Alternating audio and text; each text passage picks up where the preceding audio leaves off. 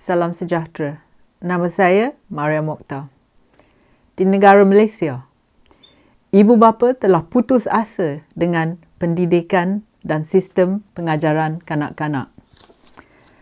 Kalau hantar anak ke kolej mara, takut nanti anak tu kena buli. Kalau hantar anak ke sekolah vernacular seperti sekolah Cina, kritik kata kanak-kanak ni nanti tak tahu nak cakap bahasa Malaysia dan sekolah itu tidak menggalakkan perpaduan. Kalau hantar anak ke sekolah tahfiz, nanti takut anak pula dipukul guru ataupun kena gigit tikus dan masuk hospital. Nak hantar anak ke sekolah antarabangsa, salah satu dari ibu bapa mesti menteri atau dari golongan elit yang banyak duit, seperti raja, ahli politik ataupun kroni.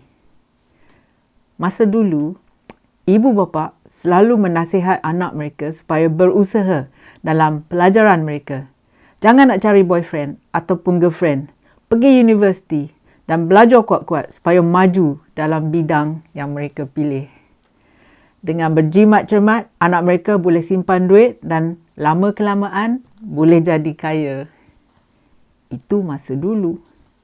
Sekarang ni, cerita baru disebabkan generasi rakyat terkena penyakit korapnya virus yang terdapat dalam ahli UMNO baru, PAS dan Bersatu.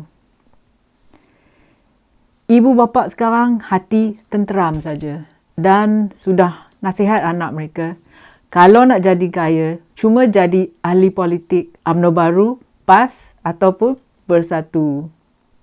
Kalau nak jadi kaya tanpa buat kerja, kelayakan termasuk mesti pandai ampu bodek Perdana Menteri supaya dapat jadi menteri. Perdana Menteri Malaysia bukannya terdiri daripada orang yang bijak sangat. Selama ni, orang yang jadi PM tahu bahawa kalau dia lantik penasihat yang pandai, nanti orang kata ia sangat bodoh. Jadi, itulah selama ini satu demi satu penasihat pada Perdana Menteri terdiri daripada orang yang amat bodoh tetapi pandai ampu bodek. Supaya Perdana Menteri itu nampak begitu pandai, cerdik dan berakal. Jadi, itulah situasi yang Malaysia dapat sekarang. Orang yang gagal sebagai Menteri Besar Perak, Ahmad Faizal Azumu, dilantik jadi penasihat pada pemimpin pintu belakang iaitu Mahiyaddin Yassin. Bukan saja jadi penasihat tetapi juga diberi gelaran penasihat Karimi untuk Putrajaya.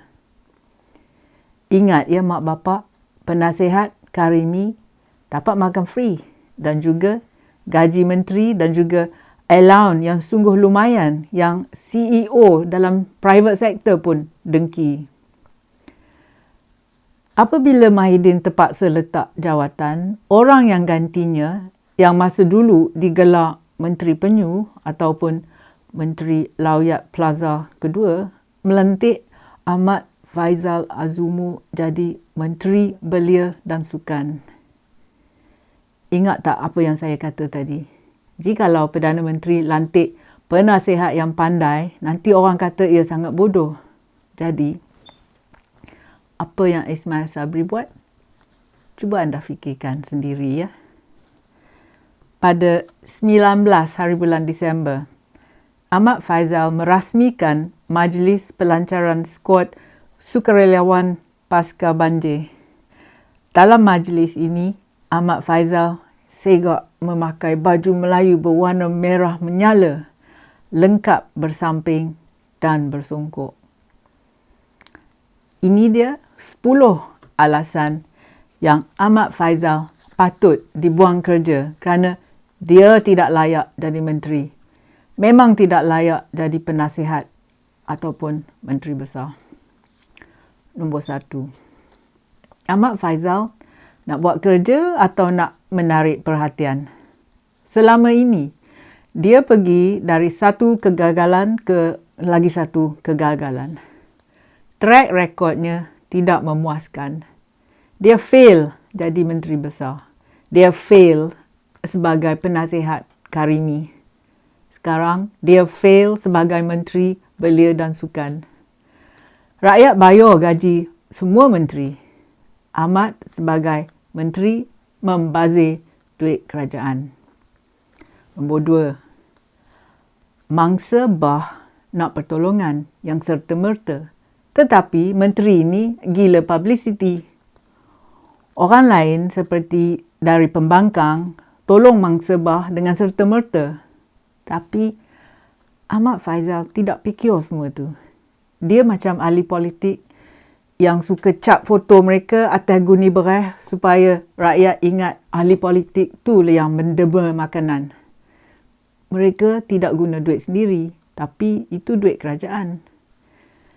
Mereka seperti Ahmad Faizal gila publicity supaya bila ada pilihan raya, mereka boleh bagi tahu orang lain ya, rakyat yang mereka lah yang menolong semasa kecemasan tu.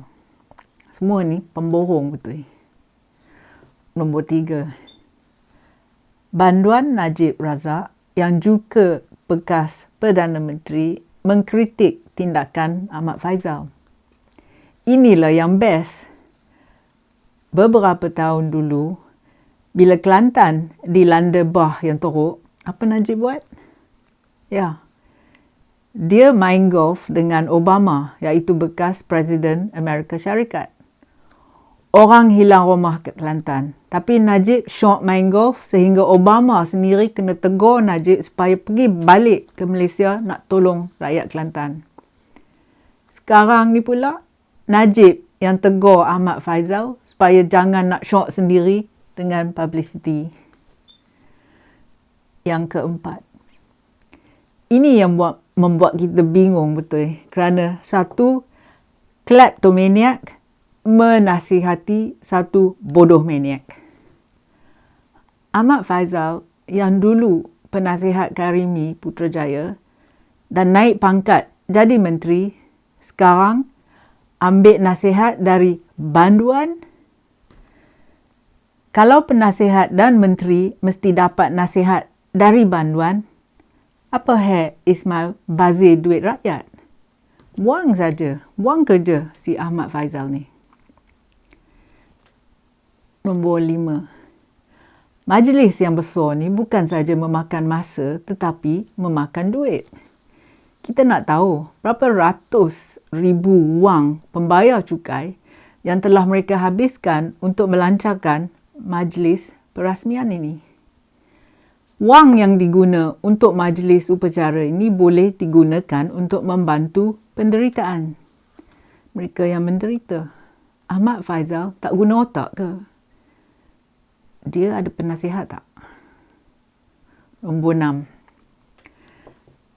Dalam majlis macam ni, kita juga nak tahu siapa dia kroni yang terlibat. Mana ada ketelusan dalam kementerian ini? Cuba senaraikan semua syarikat kroni yang terlibat. Siapa dia kroni yang ada kabel ke atas? Nombor 7. Perdana Menteri Ismail sekarang ada berapa orang penasihat ya? 4? 5? Saya dah tak dapat nak kira dah kerana mereka terlalu ramai. Sekarang penasihat dan juga menterinya menerima Najib sebagai penasihat ekstra. Inilah dikatakan kerajaan yang hebat yang berpenasihat berganda-ganda. Nombor 8. Ahmad Faizal tak tahu tanggungjawabnya. Dia tak sedar ke yang kerjanya tu untuk menolong rakyat. Bukan untuk gila cari publicity dengan baju merah yang berkilat. Jika dia ingin membantu dalam krisis, bantu sajalah. Tidak perlu menarik perhatian kepada diri sendiri. Ia berada di Putrajaya untuk berkhidmat, bukan untuk menarik perhatian. Inilah masalah menteri yang tanpa kemahiran atau kebijaksanaan. Diorang ni ingat jawatan itu tentang diri mereka. Bilalah mereka akan rendahkan hati dan mula fikir tentang rakyat dan bukan untuk masa depan politiknya. Alasan yang ke-9. Ahmad Faizal patut buka mata dan buka mulut. Tengoklah cara pembangkang menguruskan pertolongan tanpa upacara resmi. Tengoklah orang Sikh dalam Gurdwara yang menolong orang yang menderita. Mereka tidak ada upacara. Mereka tidak tunggu diajak. Mereka tidak berbaju berkilat dan mengajak media dan sebagainya. Orang di Gurdwara lihat orang hendak pertolongan dan mereka terus membantu. Dan alasan yang nombor 10. Ahmad Faizal menunjukkan yang kerajaan Ismail Sabri tidak pandai menguruskan diri, kementerian dan jabatan mereka. Rakyat yang terlibat dalam bah kehilangan rumah, nyawa, barang kepunyaan mereka, tetapi menteri asyik menunjuk orang ramai yang dianya hebat dalam upacara.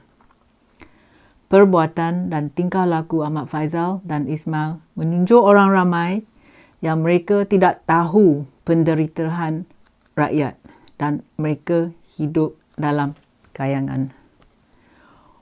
Orang dalam bah ingin jentera kerajaan menolong mereka dengan serta-merta. Tetapi Ahmad Faizal pentingkan upacara pestanya.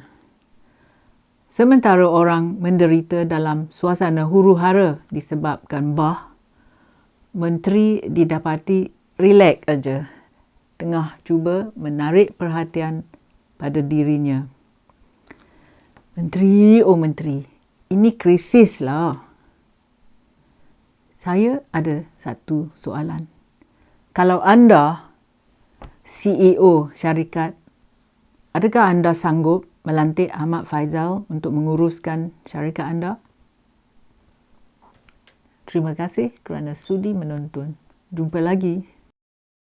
Kalau anda suka video saya, sila tekan like dan subscribe pada channel YouTube saya. Pertimbangkan menyertai laman Patreon saya. Terima kasih.